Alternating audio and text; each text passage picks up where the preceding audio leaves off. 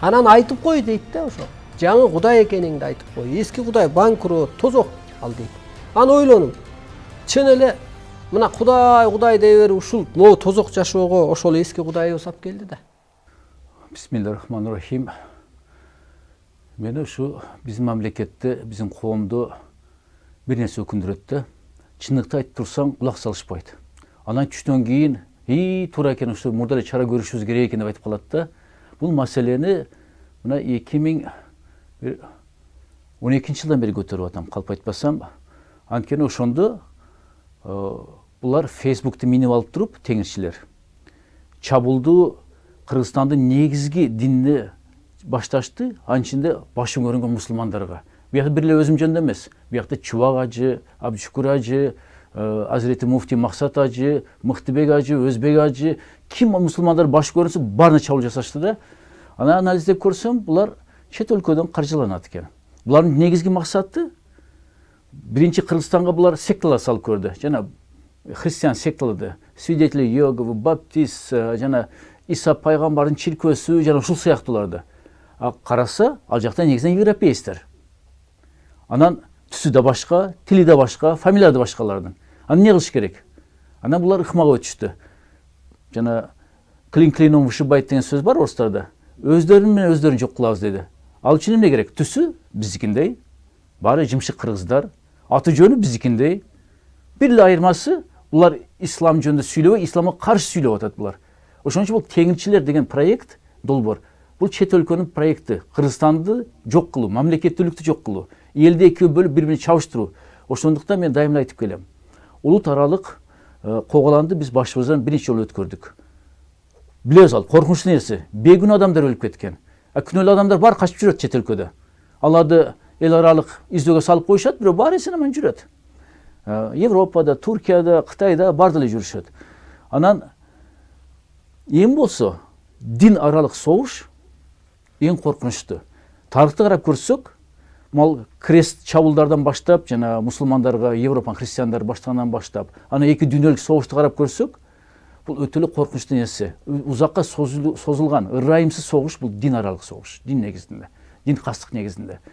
Ошол үчүн булар басымдык ошого жасап атат. Ушуну сайрап 2012-жылдан бери айтып жүрүп, анан 3 жыл скриншоттор топтоп Facebook'та. Мен коопсуздук комитетинин төрагасына, жана Табалды Бусурманкуловпу фамилиясы, аз качып жүрөт. Ошого жөнөткөнмүн. Бир айдын ордуна мыйзам боюнча бир айдын ичинде жооп бериш керек эле. 3 айдан кийин жооп келип атат. Биз бүт анализдеп көрдүк скриншотторду. Булардын иш аракеттеринде кылмыш жок дейт. Кантип жок? Ислам динине асылып атса, акарат келтирип атса, атайын мындай карама-каршы коюп атса коомду, эртең мындай чыр-чатак чыгып кетсе, булар күнөөлүү болот. Ошонун баарын көрүп туруп, кылмыш жок дейт алардын иш аракеттеринде. Ошондо мен ойлоп калдым, мүмкүн биздин коопсуздук министрликте, комитетте буларды агент катарында иштетип атабы дейм да. Анткени ислам динине мусулмандар асылып койсо, мусулмандар атылып чыгат да коргоп. Кой Чубак ажыга тийишпей, Абдышүкүр ажыга тийишпей, Муфтиге тийишпей, ислам динине тийишпей, Кудайга тийишпей, пайгамбарга тийишпей деп. Ошондо булар өзүнчө тизме кылып алат окшойт. Мына активдүү мусулмандар деп. Хизбут Тахрир буякта эле калып калып атат. Буякта активдүү мусулмандарды издеп атат булар. Ошондуктан ушундай ой келип атат да. Анан мисалы башка өлкөлөрдө коомду эки бөлүп жарып атса, бир чагымчылыкка чакырып атса, мамлекет чара көрөт. Facebook'та ачып көргүлө. Акыркы маалыматтар тайпасыны, элита KG тайпасыны карап көргүлө, парламент тайпасыны, анан биз ачык коом үчүн, анан биздин чакырыбыз Манас ата, Кыргызстан үчүн деген тайпаларды бүт баары чагымчылыкка чакырган, коомду коголанга, конфликтке чакырган посттор. Негизгиси булар белгилүү. Ачык эле жүргөн Гүлзат Алиева. Эми мейли калгандар фейк менен чыгат экен. Бул болсо ачык эле жүрбөйбү ана башчысы? Эми ушундай ачык жүргөндөрдөн бир экөө бар. Аны бири Арслан Абдулдаев. Эми өзүн алай деп алыптыр. Өткөндө мен буну тарых музейге чакырсам, тарых музей жума күнү жабык экен, санден экен. Анан ремонт болуп атыптыр. Болбосо пешенесине чаптап, теңирчи деп туруп, өзүнө айтып атпайбы, мен эмне кылат элеңиз деп. Сени киребишке окуп койт элем, пешенеңе чаптап кагазды, теңирчи деп туруп. Анан эл сени кызып, теңирчи кандай болот экен деп 20 сом 30 сом төлөп, иш болсо пайдаңар тиет эле. Ошондо Кыргызстан бюджетине кичине болсо акча түшөт эле, пайдаңар тиет эле. Азыр пайдаңар жок дедим алардын. Мумиясыңар деп. Силерди тирилтти, өлгөн мумияларды тирилтти зомби кылып деп туруп.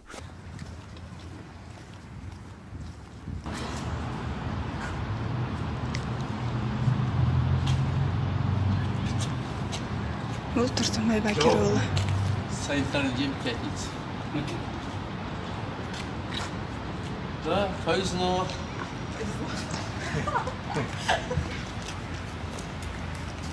Qanday topshiribsiz? Topshiruvchi meni xajayinim emassiz-ku. Ne topşıramız? Topşırsa mecbur Kuday emeksiz. Kuday olsanız o zaman da şaşıp koyduğunuz gibi meselelerde. Pятница sanitariya diyeyim deyip koydular. Bu olmasa topşırılmıyor hazır. Eksponat dayırdap. Mumya tengirçiler deyip durup. Tengirchilarning jinisi yo'q depchi. Sakal murti o'sbeydi. Sakal murti o'sbegandan bor ele jinisi yo'q deb. Ha, çok işleşken deputatlarınızın da jinisi yo'qmi? Alar bu iş işim. Aytib o'tmaysiz, sakal o'sbegan adamdan bor ele, sakal murti o'sbegan adamdan bor ele jinisi yo'q, impotent. Size de aytdım, hiç kalpak ket dedim. Hakan ayak kişiye okşuş dedim. Sakal murti boğandı, jarışatlı. Atak erkekliğinde kalpak kiyip aldı dedim. Уже костюмен Siz жасап atalar mısınız? А бұл кім атқандар? Бұл жол емес болып отыр. Елді екіге бөліп, ұрыс болып отыр. Топ тұр. Қай қашып отырсың? Анан теледебатқа чықырғанда да, менен ачықлы елге көрсөттүм. Көл азыр мен таң қалғаным, bizim muftiyat, musulmanдар, анан жана өзүнүн акылман, окумуштуу көрсөткөндөр не кыласыз теңелип Арслан Алайга дейт. Теле койбойсузбу дейт. Сиздин деңгээлиңиз эмес дейт. Мен ушу дагы бир жолу эскертип коеюн. Biz теңелбесек, Кудай сактасын, эртең чоң бир чыр-чатак чыгат. Мына Гитлерди алып көрөлү. Бул да Гитлер точно ушу Арслан Алайда эле. Мен деп чыккан Германияда. Элди Германия ушундай улуу элди, маданияттуу, цивилизация элди жиндыгылып артынан эшитип алып, мына эң коркунучтуу, ырайымсыз согушту, экинчи дүйнөлүк согушту ушу баштаган. Ошондо көп айткан, Гитлерге теңелеп эле койгула, бул ким эле, жинди, идиот, ефрейтор деп койчу эле. Точно ушундай кырсанда болуп атат. Эртең кеч болуп калат. Ошондуктан Арслан Алай деп мен бетине коюп бердим аны. Эмне үчүн Алай деп атасың деп. Мен алайлыкмын. Эмне үчүн алайлык деп атасың десем, өзү ат башчылык экен, Кара Суу айылынан. Керек болсо даже мечит салган экен айылында. Анан кийин айнып калыптыр да. Анан айтып атпайбы, мага бир айлайлык эже дейт, аят түшүп дейт, анан кийин ушундай сени Арслан Алай деп атап кой деп айтты деп туруп, ошондой Алай болуп алган да. Ошон үчүн эч кандай Алайга тиешеси жок бунун. Бири бул жокко чыгардым бунусуну. Экинчиси болсо, бунун теориясын жокко чыгардым. Көбүнчө мусулмандар айтып калат, Курандан бир аят айтып бер, сүрө айтып берсеңиз тынчып калат дейт. Булар тынчыбайт, булар дайдалган. Ошондон ма плакаттарды илип алып Арслан Алай жүрөт, мына окуп берет. Ошондо өткөндө дагы бир жокко чыгарып бир сөзүнү. Бүт бажы кыргызча которуп алдым, мен Куранды кыргызча которуп алдым дейт. Бир аягында амин деп коет экен. Айттым, амин деген сөздү которбойсуң кыргызча дедим анда. Уже кудурети жетпей калды которууга. Анан угуп көрсөң буну. Бул жана чоң жарылыш болгон космоста, анан энергия көп болгон, анан жер пайда болгон, анан ушундай мен Кудаймын дейт. Токто дедим. Сен кайериң теңирчи дедим. Теңирчиликти басып өткөн кыргыздар. Буну бир кыргыздар эмес. Көп талаада жашаган адамдар басып өткөн буну. Азыркы чейин жашап аткандар бар теңирчилик менен. Булардын келечеги жок. Булар христиан же башка чоң дин келгенде, же атеизм келгенде, булар туруштук бере албай, баары эле ошо Ваня болуп алган. Бүгүнкү Якутия, Тува, Хакасия бүт башыт карап көрсөк, бизге жакын элдерди. Бүт баары фамилия аттары орусча. Дини христианство же болсо атеизм, же болсо аракка берилип, жок болуп кээки элдердин 100-200 адам калды. Кудайга шүкүр биз мына миллиондоп кыргыздар мында көбөйүп атабыз азыр. Теңирчиликти калпкан элдин саны азайып атат. Бул атайын аларды ассимиляция кылып, керек болсо буну жанагындай көзгө көрүнбөгөн геноцид деп койсок болот. Көзгө көрүнбөгөн бирок элдер жоголуп атат ал. Ушуну каалап атат да бизге теңирчиликтер. Бизди сактап калган ислам дини. Бизди деген бул бир эле кыргыздарды эмес, казактарды, өзбектерди, түркмендерди, тажиктерди, татарларды, башкирлерди, чечендерди, ингуштарды, кумыктарды, бүт баарыны Карачай, Балка, бүт баарын ислам дини сактап калды. Ошондуктан мен Арслан Алайдын ушу калпын чыгарып, моюна коюп бердим. Эми ошондон кийин да таң калам да мусулмандар бекер теңелипсиз, эмне менен жолугасыз деп туруп. Мына бүгүнкү күнү биз жаңы Гитлерди жаратып атабыз. Эми кеч болсо да депутаттар ойгонуп, мамлекеттин бийлиги ойгонуп, тергөө органдары ойгонуп, кылмыш иш козгоп атыптыр. Бирок кеч калып атат булар. Ошон үчүн жаман нерсени башында жок кылыш керек. Башынан жок кылбасак, жылан башын көтөргөндөн кийин пайдасыз. Бир күн чагат ал. Чакканда катуу чагат. Бизде ал уусуна каршы эч нерсе жок.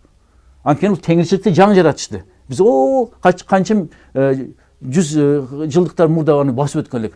Биздин данышман ата бабаларыбыз ошон үчүн кой дептир. Бул болбогон нерсе экен. Отко, ташка, сууга сыйынуу, арбактарга сыйынуу. Андан көрө жалгыз Кудайга сыйынайлы дептир. Ислам динин кабыл алган. Алар ушул бүгүнкү теңчиликке караганда данышман болгон. Хотя ол мезгилде алар университет бүтүргөн жок. Алар мындай башка элдерди көргөн жок. Бирок алар данышманыраак болгон. Бүгүнкү ошон үчүн мен дагы айтып кетейин, сурооңузга жооп берип атып. Бул нерсеге коом мурда эле карама каршы туруш керек эле. Анткени Кыргызстанда өкүнүчтүү башка биздин постсоветтик өлкөлөргө окшоп мамлекеттик идеология жок. Мурда коммунизм бар эле, коммунизмдин 91-жылы жок болдук. Ордуна эч нерсе келген жок. Дин келейин десе эле орустар православияга каршы, Орто Азия мамлекеттери исламга каршы. Ошон үчүн бир элдин эмес, жетекчилерде мал жер боп-бош. Коммунизм жок, дин жок. А бул жак бош болсо, тормуз жок. Эгерде идеология болсо, токто деп тормуз басып турат эле. Аны кылба, буну кылба, ал болбойт, бул болбойт деп тыюу салынып турат эле. Тормуз жок да азыр. Ошондо тормуз жоктор көбөйүп кетип атат. Ошол арсаналы, анан жанап азыр айтып атпайбы, бизде камагыла, бизде Кудайбыз дептир. Булар камабай эле. Баарын оптон бир автобус калса батпайт булар теңирчилер. Барып Чимкоргонго же Кызылжарга апарып жатырып коюш керек, жынтыканага. Ошол да эң жакшы булар дарылар болот. Булар кылмышкер эмес, булар оорукчан адамдар. Анан айтып кой дейт да ошо. Жаңы Кудай экениңди айтып кой. Эски Кудай банкрот, тозок ал дейт. Анткени теңчилик бул дин эмес. Кайра айтып атпайбы биз каталы дин катарын деп. Бул көз караш, дүйнөгө көз караш. Дейт, жамгыр эмне үчүн жаап атат? Эмне үчүн чагылам болуп атат? Эмне үчүн от пайда болуп атат? Эмне үчүн суу агып атат? Эмне үчүн жер титиреп атат деп туруп ошол ишеничилер булар. Бул философиялык көз караш. Мен өзүм Кудайга шүкүр философ окумуштумун, философия илимдери кандидатым. Булар билем да, булар тарыхыны. Булар эч кандай дин эмес. Дин бул абзел түрдө Кудайга ишениш керек. Булар Кудай жок. Ошон үчүн ар бир өзүн Кудай деп жарыялап атат. Мына бир Астаналык Кудай деп чыкты. Яманы бошоткула деп туруп, дагы бир 10-15 катын чыгып атат. Бизде Кудайбыз деп. Тоба кылдым. Башка элге күлкү шерменде болуп бүттүк биз. Анан пайгамбары жок булардын. Пайгамбар десе эле Манас атабыз айтат. Манас атабыз мусулман болгондо. Пайгамбар эмес, ал биздин баатыр атабыз. Анан үй китептери жок. Эми өздөрү жазып атат. Бу акмактар жазганы бу жомокто. Мында жаш балдар окуйт мектепте. Анан булардын эгерде дин болсо, жашоо эрежеси болуш керек. Булар кандай жашашты билбейт. Карасаң мусулмандар ошо боомин кылып жүрүшөт. Мусулмандар аралашып жүрөт. Өлгөндө соц молдого барат. Эми көмүп койчу деп. А биздин кээбирки акыл тайкы молдолор Куран окуп, жаназасын окуп көмүп койт. Болбойт андай. Куранда жазылып турат. Капырларга жаназа окулбайт деп туруп. Биз молдолор керек ошо кетип атпайбы? Ошон үчүн мен дайым айтам, молдолордо тизме болуш керек. Ошол капырларга, теңирчилерге, бүт бар тозокко бара тургандарга тизмеси болуш керек. Буларга жаназа окулбайт деп туруп. А бизде болсо, жанагындай Дедушка Морозго окшоп, баары добрый болуп атпайбы? Суранып атат кой. Жаназасын окуп коелу деп. Болбойт андай. Ошол молдолор да акырет күнү жооп берет. Анткени өзүнүн ишине булар шалакылык кылып атат, шалакылык көз караш кылып атат. Анан өлгөндө да булардын эрежелери жок. Эми христиандарда да, иудейлерде да, мусулмандарда бар. Биз дайым айтабыз, 2 метр жер казылып, кепиң оролобуз, кетебиз ал дүйнөгө. Өзүм эчтеке алып кетпейсиз. Буларда жок андай нерсе. Ошондук буларды аттын куйругуна байлап коюп, талаа кой берчү эле. Анан канча сүдүрөсө, калдыгына ошо чөөлөр, кузгундар жеп салат эле аны. Же болсо дарактар илип коет эле. Ошол куштарга жем болот эле, жана жырткычтарга. Эми ушундай нерсеси жок болуп, кантип динбиз дейт. Ошого да биздин мамлекеттик бийлик так жооп бере албайт. Жок, силерди биз каттата албайбыз дейт. Ачык айтыш керек. Акыңар жок, силер кайрылганы, катталган акыңар жок деп тур бул жерде. Жөн жүргүлө деп. Философ болсоңор философ болуп алгыла. Жана эски философтун сөзү бар эле. Азыр эстеп кеттим өзүм философ катарында. Сократ айткан эле, эгерде акылдуу аялга үйлөнсөң, жакшы жашайсың, бактылуу адам болосуң. Акылы жок аялга үйлөнсөң, анда сен философ болосуң деп туруп. Булар бар ушундай философтор да, диплом жок философтор. Ич болсо философиядан 5 жыл окуса да, нормальный философ болот булар. Андай нерсеси жок булардын. Ошондуктан булардын бир асылган нерсеси, анткени акыл башка нерсе жетпейт. Ислам динин асылы. Анткени ислам динде Аллах бар, пайгамбар бар, китептери бар. Ыйык сөздөрүбүз бар, хадистер бар. Анан алымдарыбыз бар. Ошода булардын ушул кылган иши только бизге асылы. Ал үчүн туура чет элден каржыланып атат. Ошон үчүн буларды биз душман катарында көрүшүбүз керек. Жана кыргызга душмандын кереги жок сырттан. Кыргызга душман деген ушул чет өлкөнүн проекти боюнча өзгө окшош, өзүнүн арабыздан чыгып алып бизге карама каршы коюп атат. Мына ушул жолу. Анан айтып кой дейт да ошо. Жаңы Кудай экениңди айтып кой. Эски Кудай банкрот, тозок ал дейт.